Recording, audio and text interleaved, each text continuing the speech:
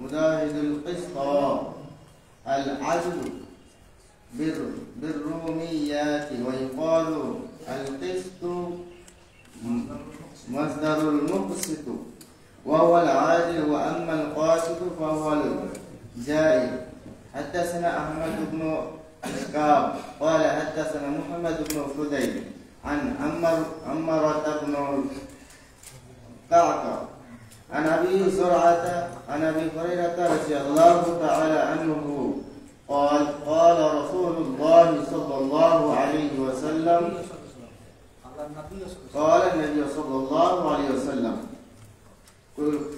كلمتان حبيبتان إلى الرحمن خفيفتان على اللسان ثقيلتان في الميزان سبحان الله وبحمده سبحان الله العظيم. Assalamualaikum warahmatullahi wabarakatuh.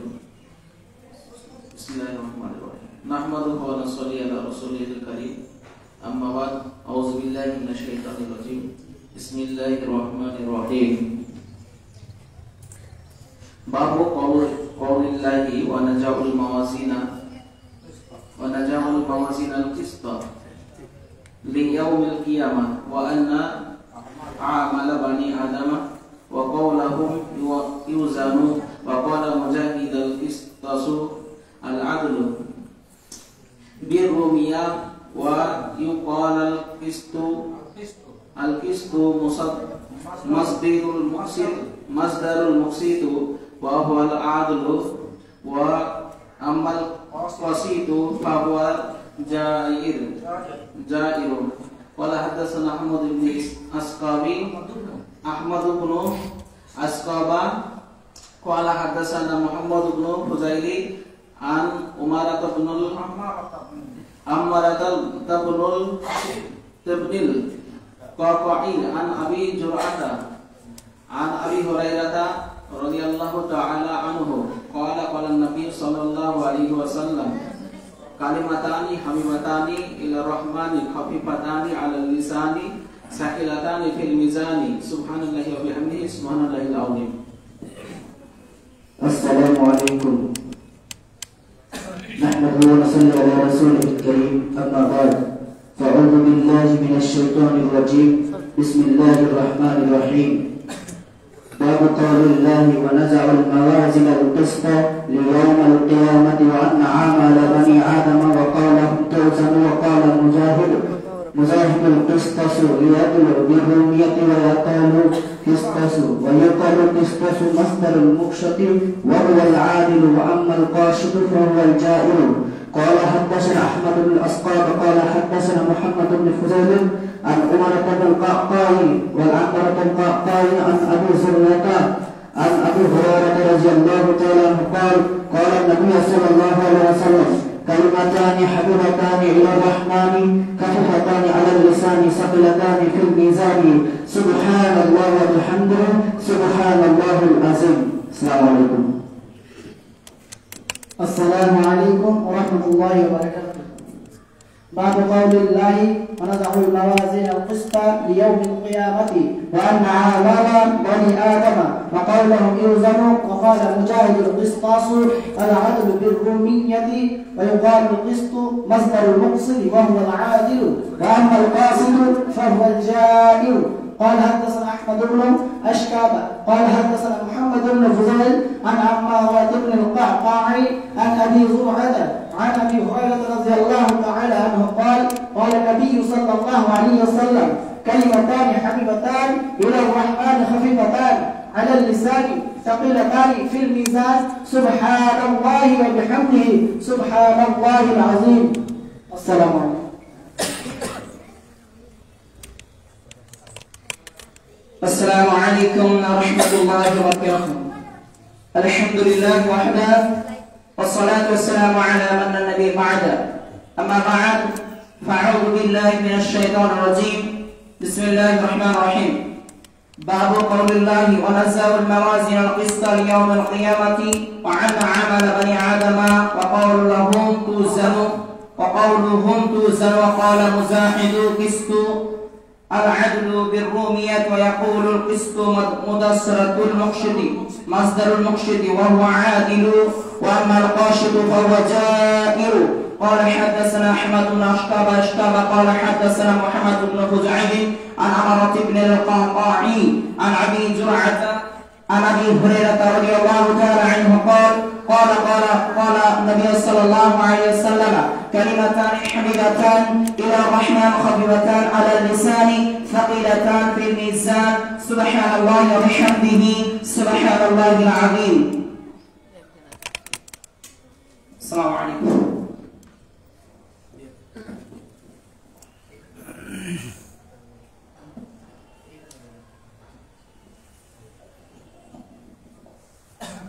नहमदुहु व नुसल्ली अला रसूलिहिल करीम। अम्मा बाद। बिस्मिल्लाहिर रहमानिर रहीम।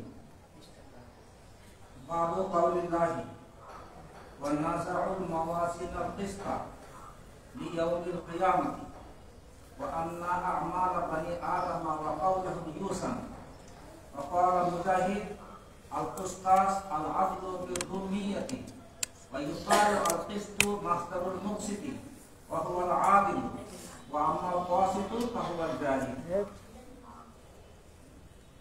हदसना अहमद बिन अशकार क़ाल हदसना मुहम्मद बिन फुलैल अन अम्मार बिन कअका अन अबी ज़ुरअता अन अबी हुरैरा रज़ियल्लाहु तआला अन्हु क़ाल क़ाल नबी सल्लल्लाहु अलैहि वसल्लम कलिमतान हबीबतान इला रहमान खफीफतान अला लिसान थक़ीलतान फिल मीज़ान सुब्हानल्लाह व बिहम्दिही सुब्हानल्लाहिल अज़ीम।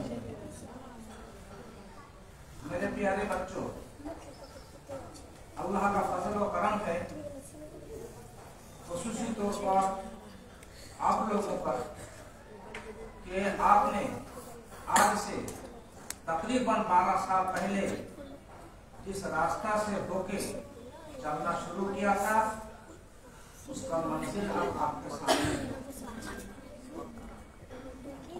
आपने जब दर्द शुरू किया था तो आपके साथ बहुत सारे बच्चे थे, लेकिन अल्लाह ताला को मंजूर ना हुआ कि वो हकीकी माने में नायब रसूल बने, इसलिए उस सिरात मुस्तकीम से भटक गए। उनको इल्म रसूल नसीब नहीं हुआ और वो आज से पिछड़ गए। अल्लाह ताला का फजल मुझ पर भी है कि साल के शुरू में जो मुहिम मैंने अपने सर पर उठानी थी और जो दर्स मैंने शुरू किया था, ज़माना के उतार चढ़ाव के बावजूद अल्लाह ताला के फजल करम से वो आज इख्तिताम रसीद है। इमाम बुखारी रहमतुल्लाहि अलैह ने सबसे पहले वही से आपको रुशनास कराया, क्योंकि शरीयत का मिन व अन ए से जेड तक सब कुछ वही पर उसका भरोसा है, वही पर उसका एतमाद है, इसलिए सबसे पहले वही से आपको रुशनास कराया। वही के बाद आता है दौर ईमान का। इंसान जब बालिग होते हैं तो सबसे पहले उसको ईमान क्या है समझना चाहिए, ईमान लाना चाहिए, उस पर अमल करना चाहिए। इसलिए इमाम बुखारी रहमतुल्लाहि अलैह ने सबसे पहले आपको वही से रोशनास कराया, ईमान से रोशनास कराया। उसके बाद एक बदिगरे अहमियत के पेश नजर किताब सलात, किताब ज़कात वगैरह वगैरह अबवाब और मसाइल जो इंसानी जिंदगी के लिए, मोमिन की जिंदगी के लिए जरूरी है, अल्लाह की रजा और खुशनुदी के लिए जो जरूरी है, उसकी तालीम आपको करनी चाहिए। और दुनिया वालों के लिए ये किताब आपने छोड़ी कि अगर आप इन बातों को अपने जिंदगी में इस पर अमल करें और उन्हें काम लाए तो इंशाअल्लाह आप अल्लाह की रजा और खुशनुदी हासिल करेंगे। তোমরা বেশি বকবকি করছো, যারা বকবকি করছে বেশি ওদেরকে নামিয়ে দাও, ওরা সব মর্তবা কিছু বুঝে নেয়। तो इस तरह से जो है इमाम बुखारी रहमतुल्लाहि अलैह ने आपको जवानी के तमाम अमाल अरकान अहकाम से रुशनास कराया, आप उन पर अमल कीजिए। आखिर ये जिंदगी हमेशा के लिए नहीं, एक न एक दिन दुनिया हमको छोड़ना ही पड़ेगा। जब दुनिया छोड़ने का वक्त करीब हो, जब आपकी उम्र दराज हो, जब आप मरने के दिहाने तक पहुंच जाए, तो ऐसे में भी आपकी जिम्मेदारी बनती है आपको क्या करना चाहिए, क्या नहीं करना चाहिए। मौत से कबल इंसान को अपना अकीदा दुरुस्त कर लेना चाहिए। इंसान 1000 अमल करे, लेकिन अगर उसका अकीदा दुरुस्त नहीं है तो यजअलुहु हबाअन मंसूरा, अल्लाह ताला उसको उड़ता हुआ भूसा बना देगा।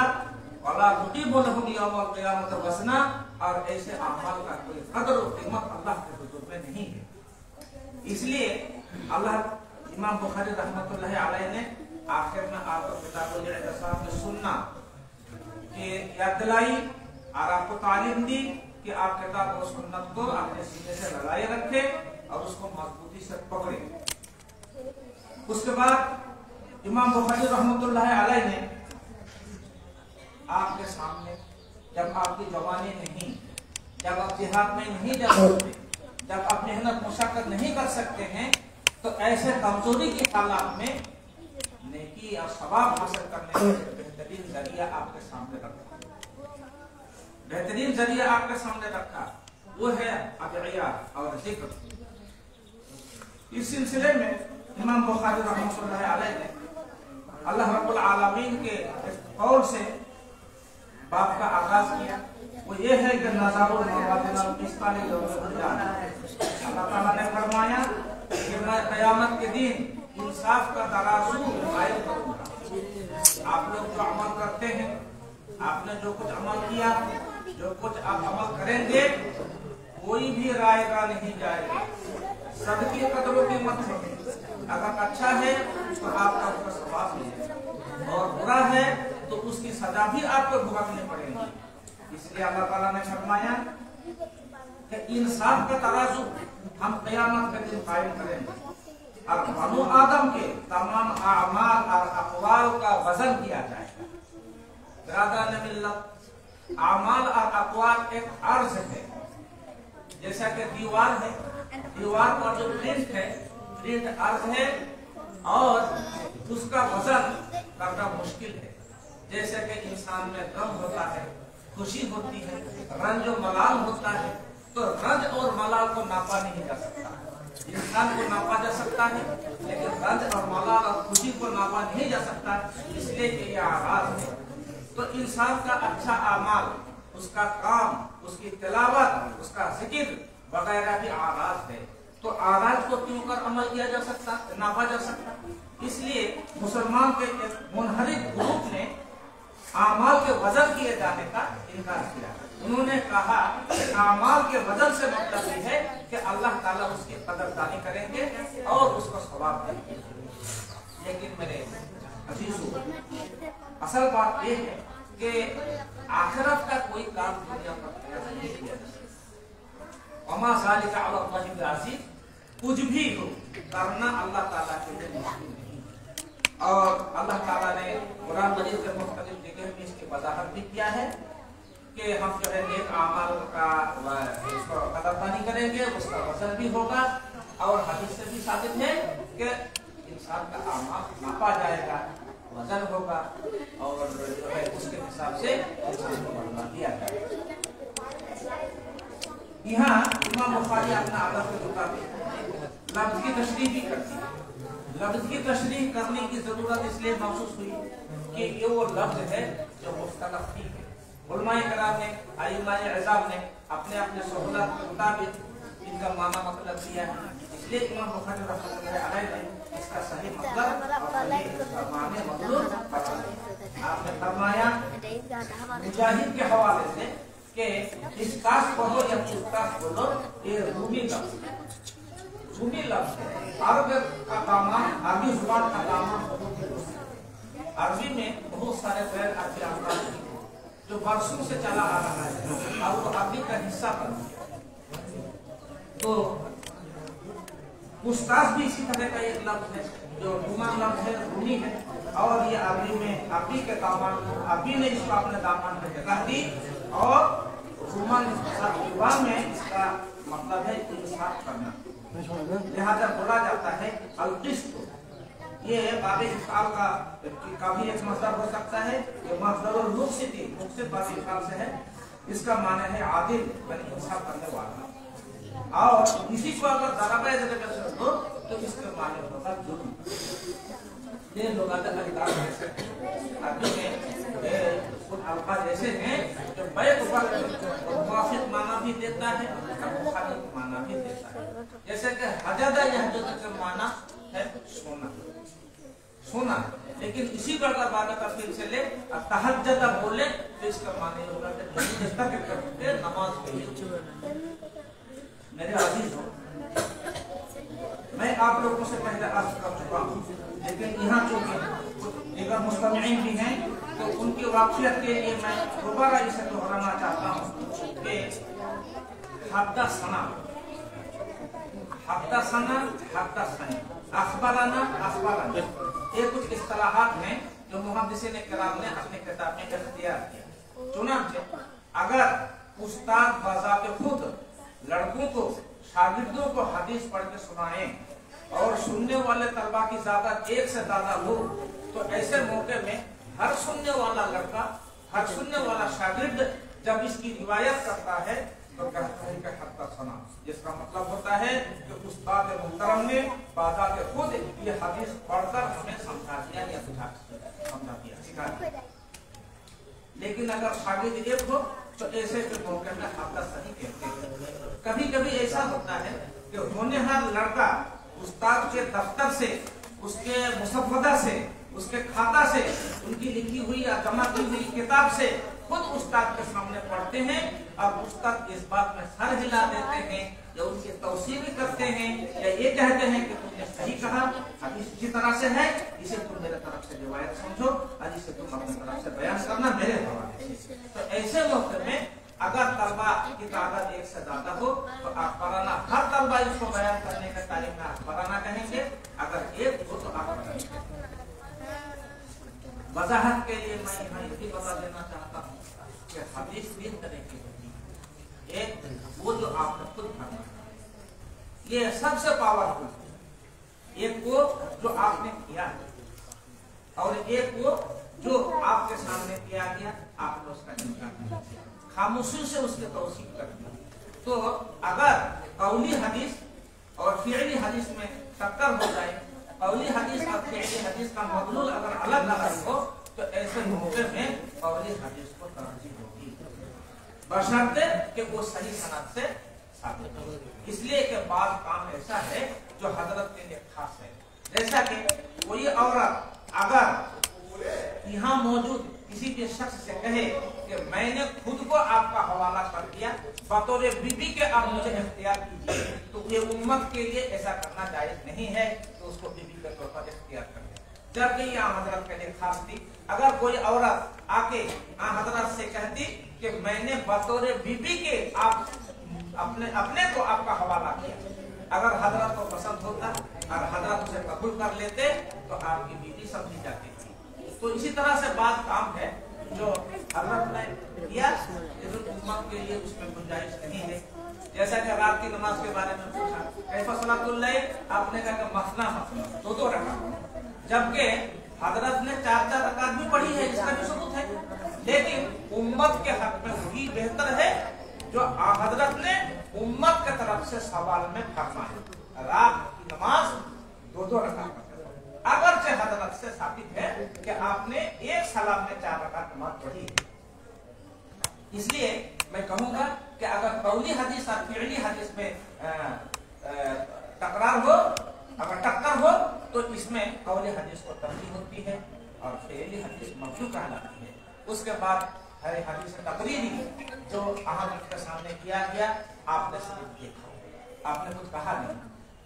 हजरत के सामने सांडे का गोश्त पेश किया गया, सांडे का गोश्त और मक्खन और पनीर वगैरह कुछ खाना हजरत की बीबी उम्मे हबीबा या मैमुना की बहन ने पेश किया। मैमुना हजरत इब्न अब्बास की खाला थी और हजरत खालिद बिन वलीद की भी खाला थी। तो खाना पेश किया गया। तो खवातीन ने कहा कि हजरत को बता दो ये किस किस्म का खाना है, क्योंकि हजरत हर खाना खाया नहीं करते। तो कहा गया कि हजरत जी ये सांडा है। सांडा को हमारे देश में सुनागुदी बोलते हैं या सुनागुदी जैसे हैं। अरब में रेगिस्तान में ये बेकसरत होता है, कभी कभी जो है घर में भी चला आता है। रेगिस्तान में रहने वाले लोग इससे डरते नहीं, इससे उतना ही खुश होते हैं जैसे को हमको तालाब में अगर मछली मिल जाए। तो हजरत को पेश किया गया। हजरत से कहा गया कि ये सांडा है या घी है या ये पनीर है, मतलब छाना है। तो हजरत ने पनीर तो खाए, तनावुल फरमाए, सांडा आपने नहीं खाया। हजरत इब्ने अब्बास ने दरियाफ्त किया। हजरत ने कहा कि ये बचपन में हमारे दियात में इसको खाने की आदत नहीं, हमने बचपन में खाया नहीं, इसलिए मुझे खाने की इसका नौबत नहीं है। तो सहाबाए किराम ने उसको खींच लिया और हजरत के सामने खाया। तो ये है तकरीरी। तो तकरीरी का रुतबा कौली से फेडी से कम करती है। बरादरान मिल्लत और मेरे अजीज साथियों और प्यारे बच्चों, तो ये जो है हदसनी अखबाराना अखबारानी के बारे में तो हो गया। उसके बाद हजरत इमाम बुखारी रहमतुल्लाह अलैह का उस्ताद अहमद इब्न अशकाब ने अशकाब से हजरत ने रवायत किया। एक वास्ता अहमद इब्न अशकाब ने ये हदीस मोहम्मद इब्न फुज़ैल से रवायत किया, ये दो वास्ता। वो अम्मारा इब्न काका से रवायत किया, वो तीसरा वास्ता। और वो जो है अबू ज़ुरा से रवायत किया, ये चौथा वास्ता। और फिर उसने इमाम हजरत अबू हुरैरा रज़ियल्लाहु तआला अन्हु से ये रवायत की है, ये पांचवा वास्ता। इमाम बुखारी से हजरत तक ये पांच वास्ता से ये हदीस मरवी है। हजरत अबू हुरैरा रज़ियल्लाहु तआला अन्हु एक जलीलुल कदर साहबी थे और बला के ज़हीर, दुनिया से मुतनफ़िर थे। हजरत के पीछे जो पड़े तो पड़े, हजरत को हमेशा हजरत के साथ रहते थे और जो कुछ हजरत फरमाते थे करते थे ध्यान से देखते थे और उसे याद करते थे। जब हजरत ने इंतकाल हो गया तो आपने बकसरत हदीस रवायात करना शुरू की। तो बाद सहाबाए किराम ने नकीर का अंदाज ऐसा था जिससे लगता है कि अबू हुरैरा सब सही तो कर रहा है, कुछ गलत सवाल तो नहीं कर रहा है। हजरत अबू हुरैरा ने हम लोगों के मजमे में उसने अर्ज किया कि भाई इसमें कोई शुबा नहीं कि मैं खैबर के मौके में हजरत की सोहबत मुझे नसीब हुई। मुख्तसर सी जिंदगी, 3 साल की रिफाकत, जबकि हजरत अबू बकर हजरत उमर इस्लाम लाने से पहले भी रफीक थे, वो रफीक के बाद थे, हिजरत में साथ थे, मरने तक आपके साथ थे। लेकिन मेरे रिवायत के तादाद वो हजरत से ज्यादा है, खुदा से ज्यादा मेरे रिवायत के तादाद। तो आप लोग शायद समझते होंगे कि मैं सब कुछ सही बता रहा हूँ। देखिए हदीस ज्यादा याद होने या कपा लेने का जो है कुछ कारण है।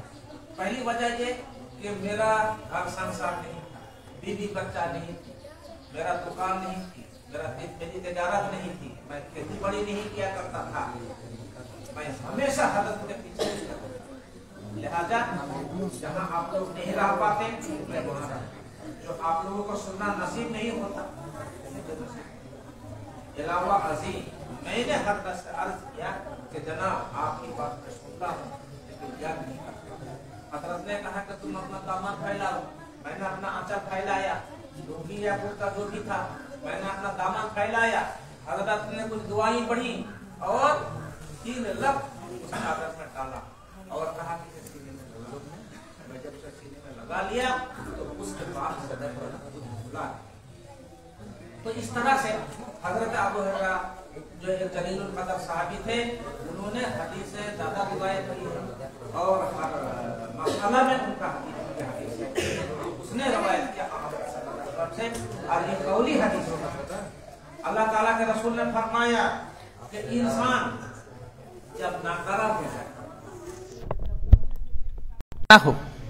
जब दौलत का मालिक लड़का बच्चा बन जाए, जब आप साहिब फराश हो जाए तो अपने तरफ से कुछ खैरात नहीं कर सकते, कुछ सदका नहीं कर सकते, दुकान मकान या जमीन जायदाद का कुछ हिस्सा आप कहीं दे नहीं सकते, लड़का आपकी जान ले लेगा, ऐसा आप करेंगे तो ऐसे मौके में भी दुआ आपके लिए नेकी कमाने का एक बेहतरीन जरिया है। और दुआ भी ऐसी कि तलफ्फुज में बहुत ही आसान, अल्लाह को बहुत ही ज्यादा महबूब और तराजू में बहुत ही ज्यादा भारी। बोलने में आसान, अल्लाह को ज्यादा प्यारी और तराजू में ज्यादा भारी। वो क्या है? कलिमतान, दो जुमला, हबीबतान इला रहमान, जो अल्लाह ताला को बहुत ही महबूब है। अल्लाह ताला के 99 नाम हैं, सिफाती नाम एक हैं अल्लाह, बाकी 98 नाम सिफाती हैं। तो यहाँ जाती नाम छोड़ करके सिफाती नाम इस्तेमाल किया और सिफाती नाम में से भी अब्दुर रहमान का इस्तेमाल किया। यानी अब मरने का जब वक्त आ गया, उम्र जब खत्म हो गई, अब कब्र के तरफ जब झांक रहा हूं, तो ऐसे मौके में ज्यादा से ज्यादा अल्लाह ताला की रहमत का आरजू करना चाहिए, उम्मीद करनी चाहिए, वो सब काम करने चाहिए जिनसे रहमत हासिल हो। इसलिए रहमान का नाम यहाँ खुसूसी तौर पर अल्लाह ताला के रसूल ने फरमाया। खफीफातान अलल लिसान, बोलने में आसान, थकीलतान फिल मीज़ान, तराजू में भारी। वो क्या है दुआ? सुबहानल्लाहि व बिहम्दिही सुबहानल्लाहिल अज़ीम। सुबहान के मन तक़द्दुस, हर अयूब से पाक है अल्लाह रब्बुल आलमीन। जी हाँ, और सुबहानल्लाहि व बिहम्दिही सुबहानल्लाहिल अज़ीम, अल्लाह का तक़द्दुस, अल्लाह के हम्दो सना और अजीमुल मर्तबत रब्बुल आलमीन की दाम के तस्बीह आप पढ़ें। इससे जो है अल्लाह ताला आप पर खुश होगा। इमाम बुखारी रहमतुल्लाह अलैह ने आपको जिंदगी के आखिरी दौर तक की रहनुमाई की कि आप बकसरत दुआ करें हर हालात में, खुसूसन जब हम लोग इधर उधर जाते हैं, घूमते हैं, मोटरसाइकिल में बैठे रहते हैं या कार में बैठे रहते हैं, साइकिल के पे होते हैं, पैदल चलते फिरते हैं, कोई काम करते हैं, तो इस दुआ को पढ़ने से कोई रोक नहीं सकता। इसको आप विर्द कीजिए, दुआ को बकसरत पढ़ते रहिए, इससे आपको बेशुमार सवाब हासिल होगा।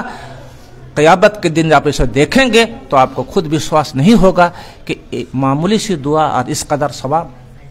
मेरे अजीजों, आज जो है इमाम बुखारी ने 16 साल तक मेहनत करके जो किताबें तैयार की थी, आपने 1 साल में उसे मुकम्मल किया और बाकी रहती जिंदगी तक अमल के लिए आपका ये ज़ख़ीरा है, इस पर आप अमल कीजिएगा। मुअज़्ज़ज़ सामीन इकराम, अब दौर आता है उस हस्ती का जिस हस्ती ने ये किताब मुरत्तब की। ये उज़्बेकिस्तान के रहने वाले थे। आज के खरीता में, नक्शा में उज़्बेकिस्तान का एक शहर बुखारा 194 हिजरी में 810 ईस्वी में खुरासान की सरजमीन बुखारा में जनाब इस्माइल रहमतुल्लाह अलैह के घर में एक लड़का पैदा हुआ। वालिदैन ने नाम रखा आपके नबी के नाम से, मोहम्मद नाम रखा। जनाब हजरत इमाम शाफी रहमतुल्लाह अलैह, उनका भी नाम था मोहम्मद। बेशतर मुहद्दिसीन कराम और कायदीन मिल्लत के नाम मोहम्मद से रखा गया। वालिदैन ने आपका नाम मोहम्मद रखा। आपके वालिद ऊंचे पाए के मुहद्दिस थे और उनकी खुसूसियत के लिए इतना काफ़ी है कि इमाम दारिल हिजरा इमाम मालिक रहमतुल्लाह अलैह के शागिर्द रसीद थे। दूसरी सिफत यह कि आप मालदार भी थे। जब इमाम बुखारी हजरत इस्माइल रहमतुल्लाह अलैह के देहांत और उनके वफात का वक्त आया तो रिश्तेदार हाजिर हुए, करीब थे। आपने फरमाया कि मैंने जो बेशुमार दौलत छोड़ी है, अल्लाह को फजल करम से एक रत्ती, एक चवन्नी भी इसमें हराम की नहीं है। बचपन ही में इमाम बुखारी रहमतुल्लाह अलैह के बचपन ही में उनके वालिद गिरामी का इंतकाल हो गया और तरबियत की जिम्मेदारी माँ पर पड़ी थी। बेवा माँ ने बच्चे की तरबियत की। कुछ दिनों के बाद इमाम बुखारी रहमतुल्लाह अलैह जब चलने फिरने के काबिल हुए, मकतब में दाखिला के काबिल हुए, तो एक नागहानी हादसा भी पेश आया। वो ये कि किसी भी कारण से हो आपकी बीनाई खत्म हो गई, आप नाबीना हो गए, अंधे हो गए। माँ ने अल्लाह के हुजूर में बहुत रोया ढोया, ज़ारो कतार रोए। आपके रोने के सबब से, दुआ के सबब से बताया जाता है कि हजरत इब्राहीम अलैहिस्सलाम ने ख्वाब में जनाब इमाम के वालिदा से फरमाया कि तेरे दुआ और तेरे रोने ढोने से अल्लाह ने तेरे बेटे की बीनाई वापस कर दी। वो सुबह के बाद देखा कि अल्हम्दुलिल्लाह उसके बेटे की बीनाई वापस आई। बाद में भी उनकी बीनाई एक मरतबा फिर से खराब हो गई थी, इलाज मुआलजा से फिर बीनाई वापस पाए और बीनाई इस कदर तेज थी कि चांदनी रात में तारीखुल कबीर नाम के एक किताब आपने लिखी थी, सिर्फ चांद के रोशनी में। मुअज्जज़ सामीन कराम और मेरे अजीजों, इमाम बुखारी रहमतुल्लाह अलैह 10 साल की उम्र में बुखारा और उज्बेकिस्तान के जितने मुहद्दिस थे उन सारे मुहद्दिसीन के दरबार में हाजिरी दी। उन लोगों से जितनी हदीस बन पड़ी सारे हदीस याद कर लिए, सारे हदीस याद कर लिए। इमाम का हाफिजा इस कदर तेज था कि 15 दिन तक उनके साथी लिखते रहे, जबकि इमाम बुखारी ने लिखा नहीं। तो उनके कुछ साथी ने कहा कि यार खामखा टाइम बर्बाद कर रहे हो, अरे लिखे बगैर क्या याद रहेगा। इमाम साहब ने कहा कि तुमने 15 दिन में कितनी हदीसें लिखी हैं? बोले हमने 1700 हदीसें लिखी। आपने फरमाया कि तुम अपना मुसव्वद और खाता देखो, मैं जुबानी बोलता जा रहा हूँ। इमाम साहब ने 16 दिन के अजबर और बर्जस्ता सुना दिए। उनके शागिर्दों, उनके साथियों ने देखा कि बाज जगह उस्ताद से सुनकर भी लिखने में गलती हुई, लेकिन हाफिज साहब के हाफिजा में कोई कमी नहीं, उसने सही याद किया। उनके एक उस्ताद अबू ज़ुरआ थे, तो हाँ उनका एक उस्ताद थे, उन्होंने हदीस बयान के दौरान एक सनद जो है गड़बड़ा दिए, उल्टा सीधा बोले। इमाम बुखारी ने कहा कि हजरत जी आपने जो ये सनद बयान किया ये इस तरह से नहीं बल्कि इस तरह से है। उस्ताद ने कहा कि तुम्हें कैसे पता चला? कि हजरत आप इकतवा मिला के देखिए। सो उस्ताद घर गए, उसका डायरी निकाले, देखा तो इमाम बुखारी ने जो कुछ कहा वही सही पाया। इमाम बुखारी रहमतुल्लाह अलैह को बहुत प्यार करते थे, दुलार करते थे। उसका प्रचार भी करने लगे कि मेरे एक शागिर्द ऐसा भी है जिन्हें 17,000 हदीस याद है।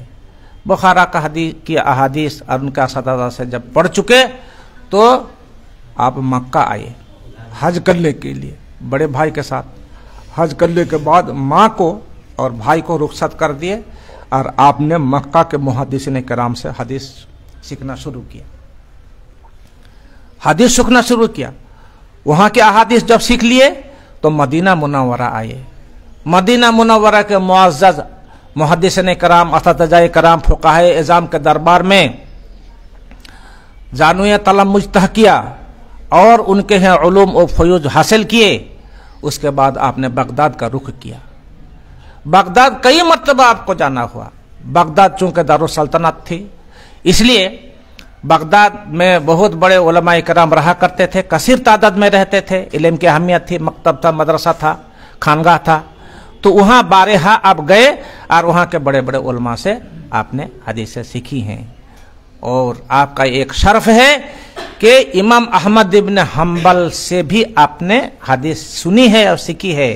इमाम अहमद इब्न हम्बल बहुत चाहते थे कि तुम बाबू खुरासान मत जाओ, तुम्हारी ज़रूरत यह बगदाद में है।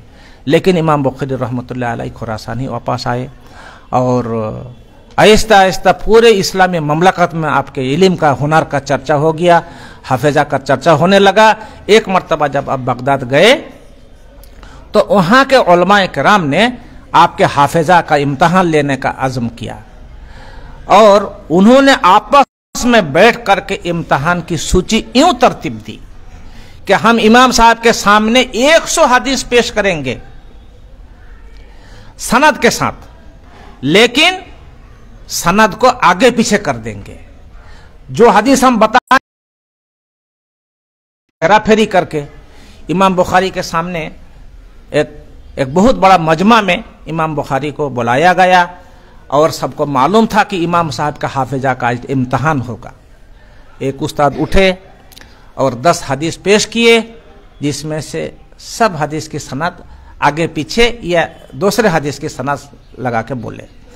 इमाम बुखारी रहमतुल्लाह हदीस सुने और सिर्फ इख्तिसार के साथ जवाब दिया कि ला अदरी, मुझे ये हदीस मालूम नहीं।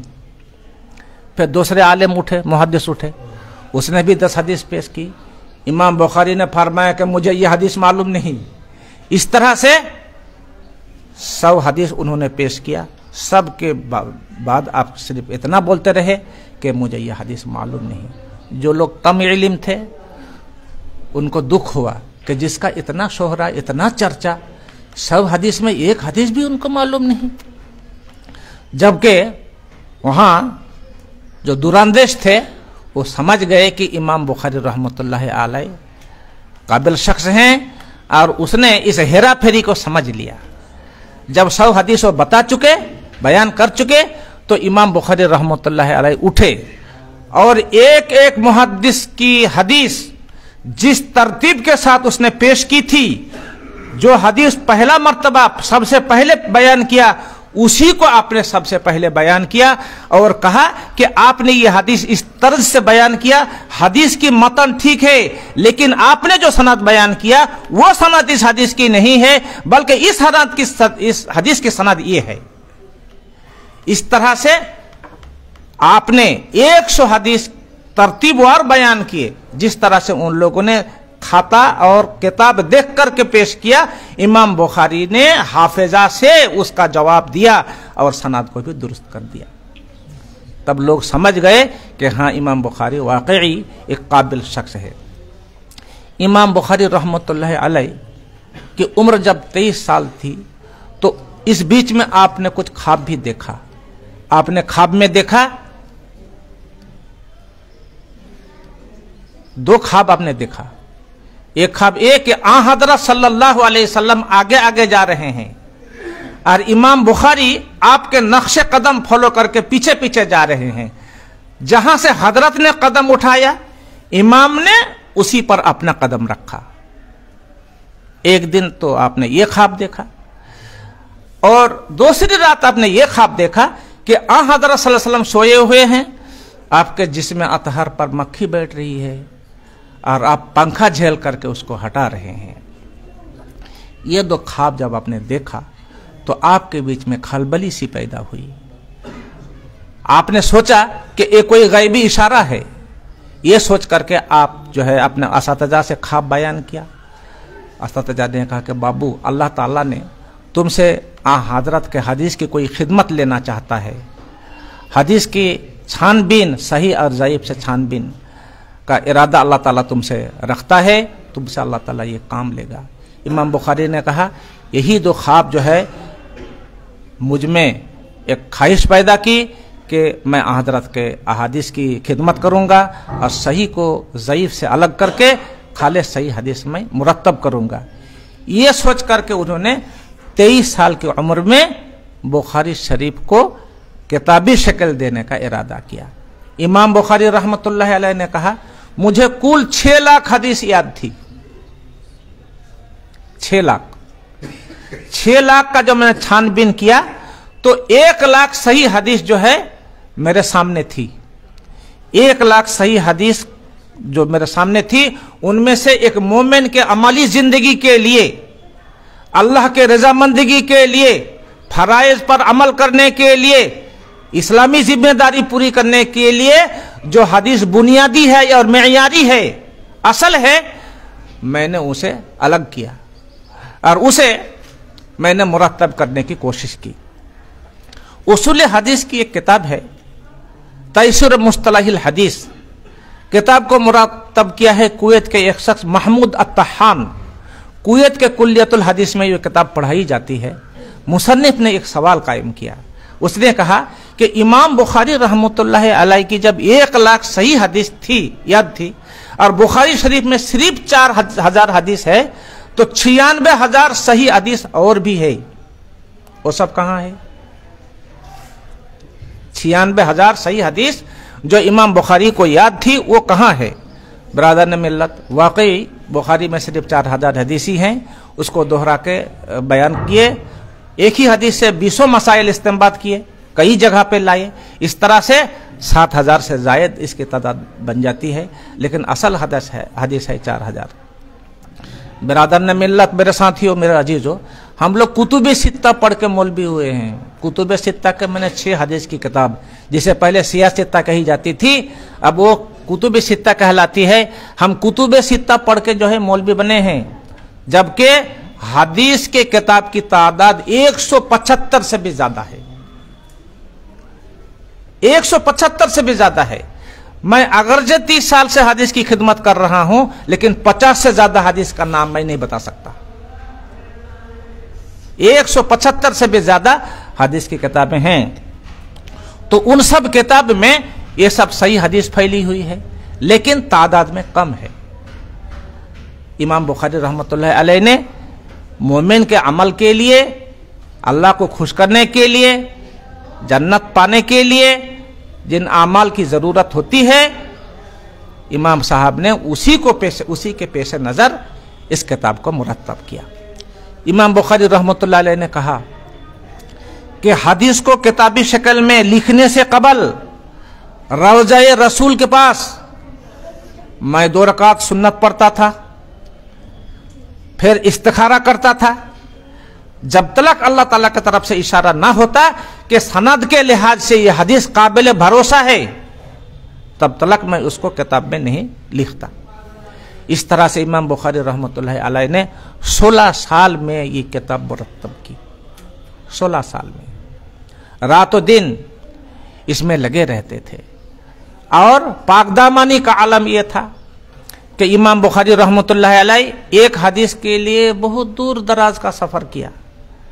घर जाके पता चला कि मुहद्दिस मोहतरम घोड़ा चराने गए हैं, तो आप माठ की तरफ गए, देखा कि वाकई जिस मुहद्दिस से हदीस सुनने के लिए आए हैं वो घोड़ा चरा रहे हैं। घोड़े का कारोबार था, लोगों को एक जगह से दूसरे जगह जाने के लिए घोड़ा पर भरोसा करना पड़ता था। घोड़ा चराना कोई आयब की बात नहीं है, लेकिन इमाम साहब को जो आयब नजर में आई वो ये कि मुहद्दिस ने अपने शागिर्द के सामने घोड़े को हाथ फैला करके बुलाया, टुरु टुरु करके, ये एक टोकरी फैला करके पेश करके घोड़े को बुलाया।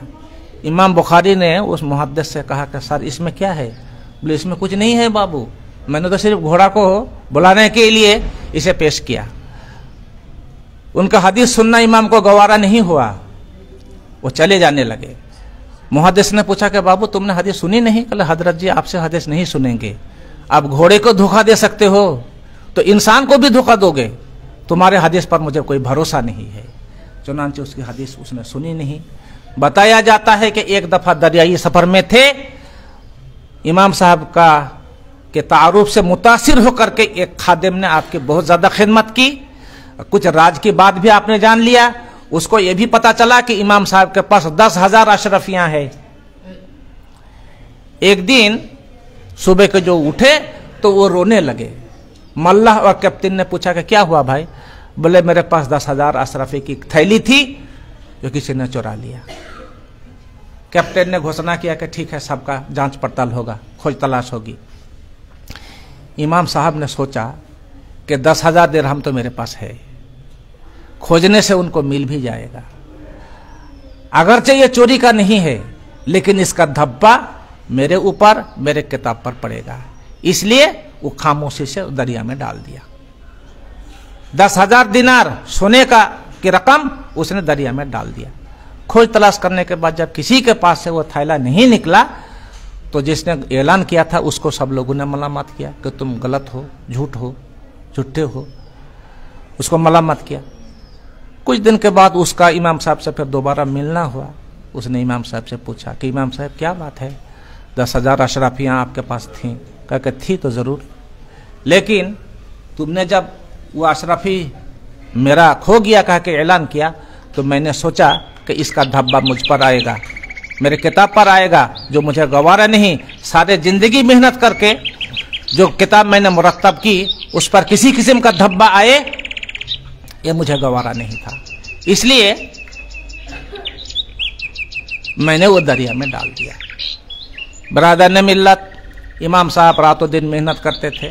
एक मरतबा सख्त बीमार पड़ गए, सख्त बीमार पड़ गए। लोग जो है डॉक्टर के पास ले गए। डॉक्टर ने उसका जांच पड़ताल किया। जांच पड़ताल के बाद डॉक्टर ने मुस्कुराया और कहा कि इसको कोई सख्त मर्ज नहीं है, इनका मर्ज ये है कि ये मुद्दत तवील से रोटी के साथ सालन का इस्तेमाल नहीं किया है। खुश्क रोटी खाने से विटामिन की कमी इसमें आ गई है, निकाहत और कमजोरी है। इसका इलाज ये है कि तरकारी का इस्तेमाल किया करे रोटी के साथ। ये थे इमाम बुखारी रहमतुल्लाह अलैह। बहुत हसन इला तलबा, तलबा के साथ बहुत एहसान से पेश आते थे, खुश अखलाकी के साथ पेश आते थे। ये थे इमाम बुखारी रहमतुल्लाह अलैह। इमाम बुखारी रहमतुल्लाह अलैह कि ये किताब जब मुकम्मल हो गई तो 90 हजार शागिर्दों ने आपसे ये किताब सुनी है और इसको रवायत किया है। बादशाह भी चाहते थे कि ये किताब जो है इमाम बुखारी रहमतुल्लाह अलैह अपने बच्चों को, बादशाह कहते थे कि आप ये किताब जो है हमारे दियार घर में जाकर के हमारे बच्चों को पढ़ाइए। हारून रशीद ने भी पेशकश की थी कि आप महल में आइए और मेरे बच्चों को पढ़ाइए। तो कहा कि जी ऐसा नहीं हो सकता, ऐसा। तो हारून रशीद रोशन ख्याल आदमी थे, उन्होंने मान लिया। लेकिन बुखारा के हाकिम ने जब ये पेशकश की कि ये किताब जो है आप मेरे घर में आके पढ़ाएं, आपने इनकार कर दिया। तो फिर उसने पेशकश की कि ऐसा कीजिए कि प्राइवेट टाइम में अलग से सिर्फ शहजादों को पढ़ाइए, उस मौके में कोई दूसरा आम शागिर्द आपके दरबार में नहीं होगा। इमाम साहब ने कहा कि ये भी नहीं हो सकता, ये भी नहीं हो सकता। आपके लड़के आएंगे, बैठेंगे, उस मौके में कोई दूसरा भी अगर पढ़ना चाहे तो मैं किसी को रोक नहीं सकता।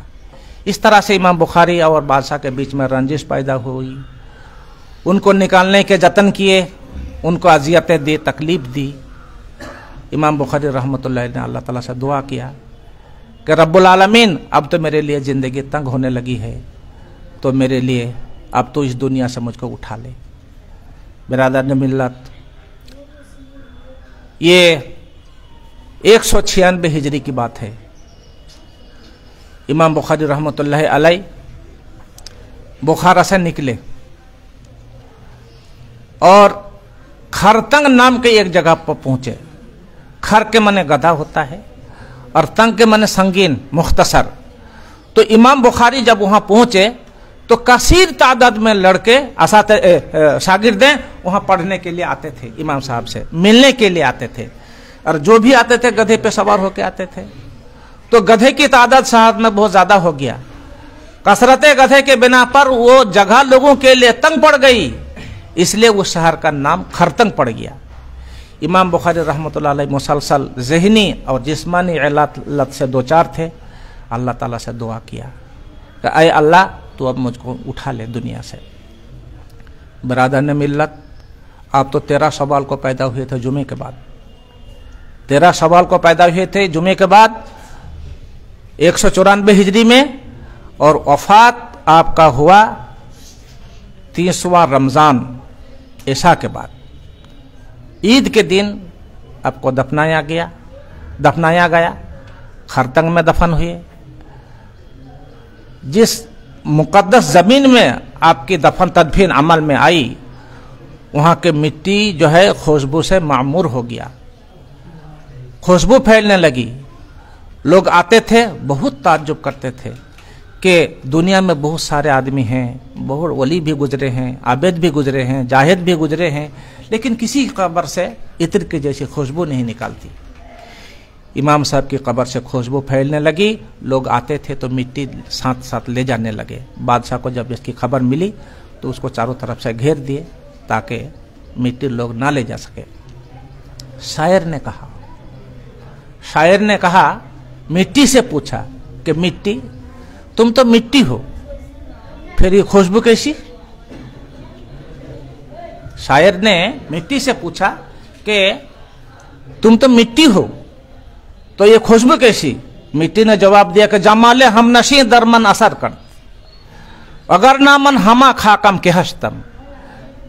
जो मेरे गोद में सोया हुआ है ये उसी का करिश्मा है, जो मेरे गोद में सोया हुआ है, जिसको मैं अपने सीने में समट रखा हूं, ये उसी का करिश्मा है, वरना तो मैं मिट्टी हूं, मुझ में क्या खूबी है। ब्रादर मिल्लत, इमाम बुखारी के सन्ने बिलादत और सन्ने वफात को किसी ने शेर में इस तरह से पेश किया, कानल बुखारी हाफिज़म व मुहद्दिसा जमा सहीहा मुकम्मल तहरीरु मिलादुहु सिद्कुन व मुद्दतु वफातिही फीही हमीदु व ग़ज़ा फी नूरी। इमाम बुखारी रहमतुल्लाह अलैह